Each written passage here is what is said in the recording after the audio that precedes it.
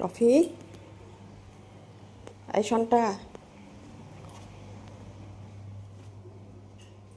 দেখো বাথরুমের মধ্যে এসে শুয়ে আছে। আমি খুঁজে যাচ্ছি কখন থেকে, ও বাথরুমের মধ্যে এসে দেখো শুয়ে আছে।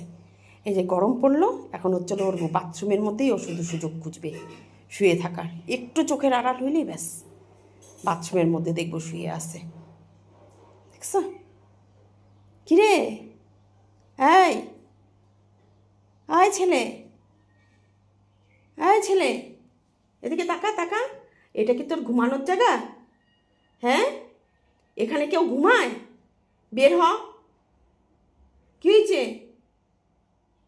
মাছি ধরছে? আয়, বের হ বাবা। আসো, এখানে ঘুমায় না। সন্টা, আসো আসো আসো আসো, এখানে কেউ ঘুমায় না। আসো, বাথরুমে ঘুমায় কেউ?